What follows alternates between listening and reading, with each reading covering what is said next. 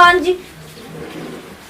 अक्का जी मम्मी जी आपके लाज शर्म नहीं खेला दिया करतन ऐसे हम हो कोई की काहे हमके खेत देनी हम ये रुपया से अरे कपार तो खत्म तो करने कपार करने के बाद कपार तो बहुत रनी है मुंह तब के अरे कपार ये को होता नहीं कि हमनी का ना रनी है जी की कपार दबे चलिए का है चले अक्का का ले दीदी जी आई 5 गो वोट का निशानी और हो भगवान ई ना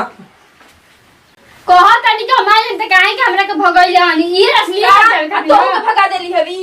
हम बुढ़िया का ना देख के एकदम दिमाग खराब हो जाता है एकर रहन ढंग जेतने बूढ़ होती है तो बूढ़ऊ नहीं खा ऊपर से एकर जवानी चढ़ल जाता। हां अब ना करी तो कब करी जब बूढ़ऊ रहना तो इतना शौक सिंगार ना करत रहली आंख फुटनी अयो अब देखा हो एकदम लाली लिपस्टिक लगा के दिन रात घूमती है उतना तो पतोहियो ना कइलो ऐसे जितना ई करती है आउ चाचा का दीदी जी का है जी दुआरे लगे बड़बड़ाते कोइले बाड़ू दिमाग खराब करके रख दे तड़ू दिन रात। हां हां हम जानतन का दिमाग खराब हो जाता अरे मैं एकदम हम बिया गुल बे जब बुढ़िया से ते काहे इतना फनाइल बड़ी काहे ना जी कहला नि बुढ़िया की जाए जी ओ भैंसे में लेहना गोद तो हम ना करम रे हमरा अपने गोर दुखाता मोटा के बुझाते कि भैंसा नेल भलिया बुढ़िया एगो काम करना एगो नौकर रख ले ठीक ना गोड़ हाथ दबाए खातिर बाप रे खाली खा दिया भैंसा लेखा मोटा दिया अब बैठल रहती आ एकदम सिंगार तो बुझाता कि बाप रे उतना हमनियो के ना करत हो हम इतना बुढ़िया सिंगार करती है लिया के खरीद के दे दे बच्ची बुढ़ावा ने कहता इतना तोर ले बिया बुढ़ावा रहतन तो कच्चा चाची को तो ये कहत रही का होता है बुढ़िया कितना शौक सिंगार करती है उतना तो हम लोग ना करत हो खबू जब बाप रे सही बात है एकदम इज्जतिए बना देले बिया बुढ़िया अरे हम सुनो तनी तो हम का करी आदमी खून घोट के रह जाता टे ऐसा ने करहन चाल हो गइल बाटे रिलेशन में सब कोई रिश्तेदारी में के ये कहता ना कि ऐसे से करत ये का हो बुढ़िया पहले काहे ना करत रहे तन को हम कि ना कटवा के रख देले मानी है आ जा बाजारी खरीद उरीद के लिया के दे दे अब ना करी तो कब करी अब तो ओकर समय आइल बाटे देखी रोवा कान सुन अगर काम कर तबे दूगो रोटी दिहल जाई ना तो वो ला दिहल जाई ठीक बाटे हम नहीं हम रोवे मर कपार पे चढ़ाइले नहीं ना तो अब हां भाई के दोषी देबू हमई के रोवे मर मालिश करत रही अब लगाई मालिश तुम के हमरा से ना होई हां अब ना उठबू तो कबे उठबू ऊ आवत है तो हमारे कपड़ा पे बरसतिया तू वही गने बाप रे रहन ढहन अपन देखा दे तड़ी से हमार तो मन करता कि बोरिया बिस्तर उठाई या फिर नैहर लेके चल जाई दम मनम जाके रखले बड़ी से 2 मिनट घर में रहल दुश्वार को देले बड़ी से ई आदमी बड़ी से कि शैतान पैदा भइल बड़ी से हे भगवान जी एकदम ही नहीं से हमर मन में जा का हो गए तू खाली दिन भर बरबरइबे करेले हैं आप कौन नशा में नशा की आई जो पानी ले आओ तनी तो पानी पियब जो अच्छा के अपनी माई ले मांगी हमसे मत कहीं कुछ हुआ के बर्बाद अपने मेरे लोग तू ना ले वो माये ले मांगी खाली हम नहीं जाई तो देखी गांव भर में कितना हुल्ला हो गइल बाकी बुढ़िया अब कितना शौक सिंगार करती उतना तो बुढ़ावा ना तो ना करत रहली है बुढ़िया अब बोलो ना का करती है शौक सिंगारे न करती है करे दो करे द लाज नहीं खेला जी लाज शर्म घर के पी गइल बनी काया अब का करी ओकरा इहे बुझाता तो का करल जाओ अब जाई बाजारी से कुल चीज खरीद के लिया के दे देई आके सिंगार आके के देखाई है इतना सिंगार करके दूसरा पता रखले बड़ी का कि हमरे आप कहत नहीं कि करे द उनका तो बुझात नहीं खे तो का करी जब बोला ना हम तो तबाह हो गई कोई हाली माना कोई नहीं हम आए अपनो चल जाती है ले आवे से मरी ले मैं उठा ले होती है जाके चुपचाप रही ठीक ना जाके अपनी माई से मांगी हमसे कुछ मत कहीं बाप रे तू ना ले वो पानी ले आओ तनी जाके ये के दादा पी लो हाँ बोलो ना पानी मांगला पे झंझना के गोइल ना ले माई हटम माइए ले मांगी अब वो बिया तो ओकरो बुझात नहीं के बुढ़ा गइल हमारे एगो बार पा गइल हमारा बार पा गइल आ ओकर अभी शौकीनी लागल बरुए एकदम अब बुझाता कि का कही हमरा बुझाते नहीं के एकदम दिमाग खराब करके रख दिल बारी सन घर में एकदम जतने बुढ़ाता रिसन उतने बुझाता कि शौकीनी लागल बे हम लोग के मेकअप करे अरे का करी मर गइलन त मेकअप करे में का दिक्कत बाटे हां कोनो बूढ़ थोड़ी हो गइल बानी कि मेकअप ना करी कम से कम अपन शौक सिंगार तो कइल करी केहू के देख के जरल हमारे से भइल बाटे केहू ओई तरह देख के जरिया हम कर कैसे त आदमी कहेला कि जे देख के जे जितने जरे को उतने जरावे के चाहिए अरे जानतनी कि हमार मरद नहीं खा तो का हो गइल एगो सिंदूर ना करम बाकी तो सब कुछ करबे करम जरूर तो नहीं सिंदूर करम जाता ना क्या हम कौन एक तो है नतिए ता ना यो जोले बा भगवाना बना कि का बता लावे के हो हैं कैसे हम का करी जब हम मेकअप करे चलो तनी कि ना तब लागता हाय हाय परे पर पर तू देखा जरने बड़ा, तू ही तो हमारी मरद के मुँह वाला, तू निमर रहता तो हमारी मरद के मुँह अगले रहता हैं। उनकरा से बूढ़ बूढ़ पड़ल बाटे, तू हमारी मर्दे को उठा ले गई इतना तहर हमने के प्यार ना देखी गई कि कजरवा करिया लगा लो लगे न केहू के नजरवा, कजरवा करिया लगा ना तो लगा ली हनी सब कुछ। बताओ हमारे वैसे ही जो तो जवानी भाभी कहीं से खत्म नहीं के भाई, हम की करा से का कोई कि हमार दिल के दुख समझे वाला बाटे कि वो काम करतनी जा तनी दामाद जी के फोन करके और उन्हीं से रो गा के सुनाई, वह बेचारा देखी तो समझे ना कि ना समझे ना, समझ लिए तो ठीक है भाई। हे भगवान जी ज़्यादा माफ़ी मांगो तनी, ऐसा शक्ति दिया कि हमने के प्यार हो जाए, प्यार हमने के अधूरा मत रहे। जब तक फोन लगावे छोड़, चलो सब कुछ हो गया, तेरी फोन से बतियाई इनकरा के ज़्यादा नहीं झूठ सच बोल के आ फोन मोबाइल फोन को के झूठ सच बोल के आ जाता नहीं बोलावे।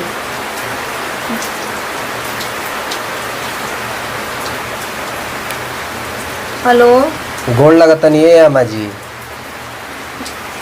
खुश रही, का समाचार? काहे दुखे दुखे बोलता नहीं, का बात बा? अरे हम का बताई जी, बुझाता कि उनकर चिंता के मारे बुझाता कि अब हमहू चली जाई मुँह पर जननी। ना ना अम्मा जी ऐसे काहे बोलता नहीं रुआ, बताई राउर दामाद लागब, बताई बेटा लागब, हम नहीं खी। वो तो बुझाते बाटे कि रौरा बानी बाकी का करी, का बोली का तार से कहीं कि प्यार करे वाला के बाटे। कुछ कहो तो नहीं का अम्मा जी? अरे ना जी बोली बड़ा याद आवता बुढ़ा के जान जाए कि रात दिन सपना में लौकत ना। अच्छा दूधू को पतो है बाड़ी से रूहेला बा जननी, माने कि मन नहीं खिलागत ना। हाँ अब दूधू को बाड़ी से जाए दी जान जाए न या कि अपना फैशन की आगे हमारे को पूछत नहीं कि तो ये बताई का कि मरद मर गल तो पुअर पातर लेकर रही बार ना झरी। अब चली छोड़ी जाए दी, अब जेके जाए के रहेला तो भगवान ले लेना, अब छोड़ी जाए दी, अब तब राउर बेटे लगब तब सहारा हमनी के बानी। एगो काम करे ना पाऊँ का बोली कुछ ले बा? आ जेती तनी एको हफ्ता खातिर मैं लगाओ तो हमारे दिल के तसल्ली मिल जाए। अच्छा अच्छा अच्छा ठीक है बा, कोनो बात नहीं कि हम घूम जाती, का दिक्कत बा? अरे जान जेब ना हम देखो तनी कि यही गाना मन है जात रहता है, यही गाना कोई खीस में हम कुछ कॉल ले आखिर में जानून दे। ना ना ना अरे अम्मा जी ऐसे काहे बोला तनी, बताई हम बेटा से बढ़ कर बानी, बोली मने कि का कहो तनी आवो तनी कि ना? आवा तनी ठीक बा, 1 घंटा बाद हम आ जाता। ठीक भाई आई तन बारिश तो पड़ता ए जी देखी ना बारिश में कहीं ना हम मर जाइम तो का कर सके नहीं, तब आ जाइम ना, तब टाइम लग जाए। चलिए ठीक बाटे, हम भीजते आ जाते ठीक बा। ठीक आ सुनी ना हाफे पाट पर चली आओ, हमें कोनो दिक्कत नहीं किया, नया पुरान पहले से का बिगड़ जाई, माटी लटा जाई, मैदानों करे के बहाना आ जाइम ना। चलिए ठीक बाटे, उतना बहुत बा। ठीक बा, बाय, गोड़ लगा तनी। आवो आवो तारे के देखो हम का करो तनी, आवो आवो तो कहता ये ऐसा ना अपन जादू चलाइम कि तो के दमाद से भतार बना लेते हैं। तू आवो 1 मिनट में। पता नहीं अम्मा जी हमारा के काहे के बोलौनी है बड़ी सभा में, अब पानी की चेन में बानी वही ने चल लिए, अब का करी, अब ससुराल और लाजो लागता है, हाफे पाट को बुला दिल बनी, अब चलो कोनो दिक्कत थोड़ी बटे, अब क्यों देखी गाँव में का कही कि देखा हितवा चल के आ गई बाटे, चलो कोनो बात नहीं के, अपने घर है, कोनो दिक्कत थोड़ी बटे, दमादे लागब बेटा लागब, ठीक भाई अम्मा जी बुला दे, मैंने कोई टेंशन नहीं किया। अम्मा जी ए अम्मा जी सुनता नहीं, अच्छा बानी चली ठीक आ जाई ना ए अम्मा जी, ठीक भाई आओ तनी। बाप रे बाप कभी कहो तनी कि आवो तनी, आ तभी से ताकत ताकत हमारे कपार में दर्द हो गई बटे, लेकिन वो भी लेना है नहीं, का करी फिर फोन लगाई का। हे भगवान एगो प्यारो करे वाला मिललन तो तका ही लागत 10 घंटा।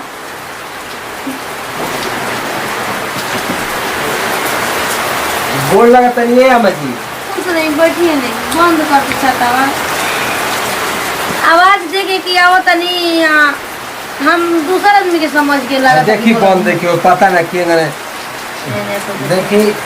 राहुल लड़की किन दिले बानी छाता नया नया फैशन छाता स्प्रिंग में उठाता देखी देखी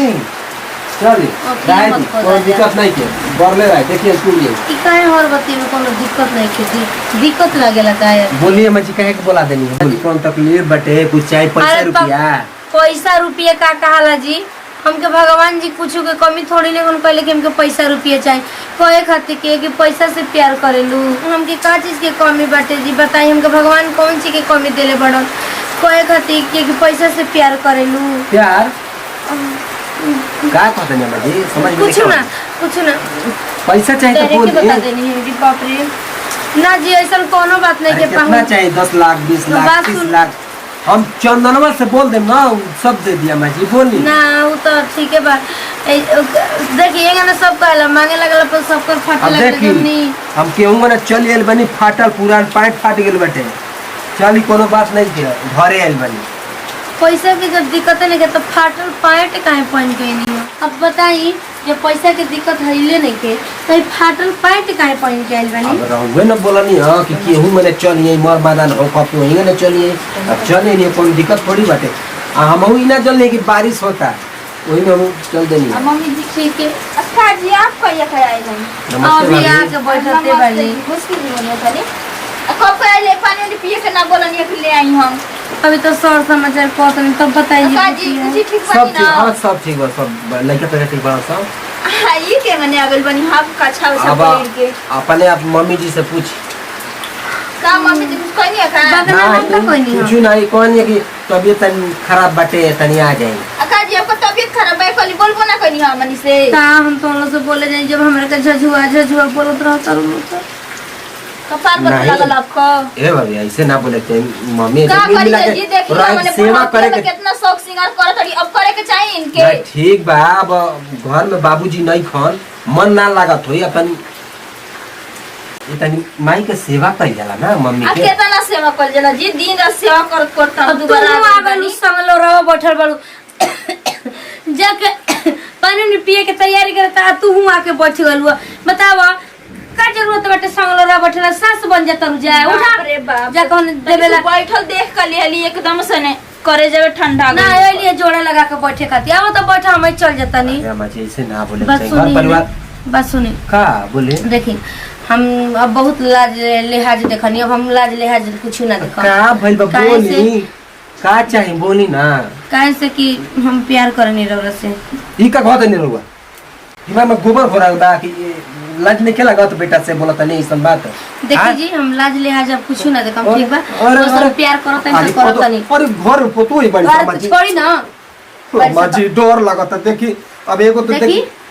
अम्मा जी बहुत करियनी आ देखी अरे राय से कहतनी अरे देखो। आ राय से ना सुन ना तो दूसर की- अब बेराय करम दूसर ठीक की बा भौजी जनिया तक देखिए कि आप में लूचा लफांगा यार आ नहीं तो देखी संगे संगे सबकर इज्जत जाई हम लेके भाग जाता छोड़ी ना नहीं देखी बेटा सामान बानी देखी हमर उम्रो का तनी हमार ख्याल रखी का हमार उम्र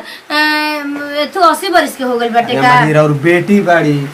देखी शर्म करी ना तो बेटी जानी ना तो फांसी लगा ली देखी हमारी देखी छोड़ी देखी माँ पति हमारा के हम जा जा आइले गलती कहाँ कइले बानी कि हम माफ करी देखी डर लगा था देखी एमे डराई के कौन उनके बात बा? पिटवाई कहे अम्मा मैंने जी प्यार करम कि ना? हां ये एक, अम्मा जी दू, अम्मा जी 3 अम्मा जी 4 भाई हाथवा से आएंगे खेले रहे नमस्ते बताओ पानी पिए के नहीं प्रणाम हम करता नहीं प्रणाम गोड़ छुकी गोड़ नमस्ते लगता नहीं नमस्ते ठीक बा भौजी अम्मा जी रुआ का भत गोड़ छिकी गोड़ लागत नहीं छछुन्नर काई की काहे तेरा से बड़ न बनी तो हम गोड़ नहीं खिलागत काहे से जुआ बैठ गलू चौकी पर बड़ जिनकर करे जावा पर अरे ली उठ जाता नहीं अरे अम्मा जी ना मोबाइल बोलो और वो हमर ले ले बानी तो तू लेकिन ना बोलल जलास हां ले जो तुम तेरा मोबाइल का सेवा जरूरत भी नहीं करे के चाहिए अब बताई कब की रोआ आई बनिया से चलाई अच्छा चली जाई खाना के तैयारी करे उठ चली चली ना घर में चली और कैसे बजट के छुअल जाला अरे तो का हो गइल इतने खिसियत मरना एक झपड़ भकत नहीं आनी जी जानत बात ऐसे ही बोलत रही ना चले जी घर में है जी या बैठ के क्यों एक झपड़ लगी ना भकत नहीं आनी जी जाके खाना उना काढ़ो ना तो रोआ तो हमेशा चिल्लाते रही ना जय अम्मा जी अब अम्मा जी जाई भूख लागल बा हमारा ठीक है बजाई बाकी जाता हमार नहीं। बतिए ना कहनी हमें का प्यार कह- करत नहीं कि नहीं करत नहीं देखी अब रउआ हमरा के नीचा का देखावत मने कावन नहीं छी कहाँ जी हाँ ये दादा ये देखी प्यार ऐसा ही होता है कपार दाबी ना हाँ कपार दाब दे हाँ, मातारी है कपार दाब और ई का कहता नहीं कपार दाब मोल पटिए तोड़ दे मोल बिगन दे हाँ ये दादा अरे ये आई बता- को दादा धोखा है बेटी। मोल पटिए गन पड़का दे चलो बोल ना कौन चिल्ला दो चुमा नहीं दावा कपार है बताइए अम्मा जी हमारा के अरे। हतार बना लिया नी भता अब पता चली तब का हुई हमार कौन गति हुई है दादा गोती में गोती के का बात बाटे सुनी ना का रहत से न जहाँ जहाँ छुआ तो तहाँ तहाँ नींद आवत। मोती झरता हाँ। सुनी ना अम्मा जी डर लगता ए हम सुन ले बनी अस्कुन हाँ, बरता सुनी ना हम सुन ले बनी ममता का अस्कुन बरता है अम्मा जी सुनी ना डर लगता एगो अम्मा गाना गा के सुनाते नहीं का सुना का कि कुछ पढ़ के सुनाई हे राजा ए अम्मा जी। कुछ बोल के सुनाई हे राजा जी सराउर मीठी मीठी बोलिया पसंद पड़ता तो इंग्लिश बोला ऐसा जनवा सुन के तो इंग्लिश बोला अम्मा जी, ऐसा जनवा अम्मा सुन जी, के मन लाज लागे के चाहिए रवा के आ ये दादा हाँ जी का कहता नहीं ममता का घी ना होता हमारे लिए तो भागम कि ना भागम ममता के घी ना होता पाँचो बताई मेहरारू बना के उठू राजी कोलेल बने हमारे हमारा लेके भागम कि ना भागम ही बताई पहले और तो लाज लगी रुआ के हमरो के लाज लगी कि महतारी संगे हम ऐसा करत तनी का महतारी अच्छा ठीक बा क्यों से बताइब ना ना। ना जा दी अली बताइब ना ना चलिए बताइब ना नहीं पानी हाँ ये भगवान जी अक्का जी मम्मी जी आपके लाज शर्म नहीं खेला दिया करता नहीं ऐसा हम हो कोई की काय हमके खेत देनी है अभी जुतिया से अरे कपार दुखात रहो तो कोने कपार कने में डाल दे कपार तो बहुत रही है मुंह तब के अरे कपार ये कहता नहीं कि कपार हमनी का ना रही है जी की कपार दबे चलिए का नहीं से है चले अक्का का बेटा दीदी जी आई 5 गो वोट का निशानी और हो भगवान ई ना कहा तनी के हमारे त काहे के हमरा के भगैले हनी ई रसली तो भगा देली हवी हां दीदी जी आए रे तो भगा मतलब देला मरद मर गई तो ये हमार प्यार नहीं की सब देख सको ये तो आई देख देख जरा तारी से कुछ बहाते नहीं के सब के रख ली तो डाली हां भाई तोरी के तो बता अक्का जी आपके लाज शर्म बाटे कि पूरा गांव में हल्ला हो गइल बाकी बुढ़िया का इतना सौ सिंगार करतिया ए भाभी कुछ नहीं की कहले हम कोनो लाज गलती रहता नहीं लाज नहीं अरे लाज तो लेकिन रंग हो ताले रंग तो है इज्जत रही ना तो अभी लोग ना मुंह भाभी, उठा के तो हाथ मार जोड़ के जाए कुछ तो नहीं इज्जत कहले। बात मन हमनी का भगवान लक्षण अपने मतलब खाने लेका के दबाव रंग तो की लिपस्टिक हवे जी प्यार करबे तो मैं लोचल के आ हे भगवान छी छी छी छी जाता नहीं अब बताइए को तनी की जात नहीं मोहा तनी तन को हमके छोड़ दे अब देखिए। और ये बच्चे के और कुछ नहीं की जाना ओ हो बका कुछ नहीं की जाना कहे नहीं की जानता नहीं देखी अपने तो मरबे करब लेकिन ये के जान से मार दे और कुछ अक्का नहीं जी की मैंने जाना लाज शर्म तनको नहीं खेत या तो लइका बार से कम ना भाभी, हम कुछ नहीं- अब बताइए आपको बेटा मेरे पेट में पल रहा ओए बटे हे और लइका तो हम किसान न हो छी छी छी आई रे मारी का कहीं कहीं ना जरूरी है एकदम से बात सार हम लोग में तो परिस्थिति का सार हम तो हरी ले बुढ़ी कुछ बाप रे बाप घर में अपना पड़ी चले पड़ी तेरा में का जी वाला समझ के क्या मोई भर देंगे जब दिए छन छन रह गए है दीवा चोरा चोरा के लेके बैठ के शौक सिंगार को गया कुल खत्म कर देले बिया बुढ़िया ना देखो हमरा से हल्ला गुला के बर्दाश्त नहीं के खाए से के माई बने वाला बानी और ऐसे करबू तो हम जान दे ये लेके ना है सो तोहरे होया से लेके खेलावा अब देवर जी आव तो ना खेलावा लेके चली पालना जान खरीद दे देम तो तोनी के सच अरे दे दे ना बीन के खाए बीन बीन के क्या दूध हत्या करम समझ लो से एक के संग खोद खोद खा ना तारे के कौआ सब कुकुर खया सने सही खोद खोद हाँ तो यार सुनो देखो से दोनों जान मार देता नहीं कि ना संग ही और दोनों जन को सुख से रह दे सुख से ना रह दे पता हमारे प्यार के कैसे के दिली हम कैसे रहे उनके बिना बताओ हम अपनी जान के कैसे बुला दे कैसे हमारी जान के दिली सो थोड़ा भी ना सोचलिए सब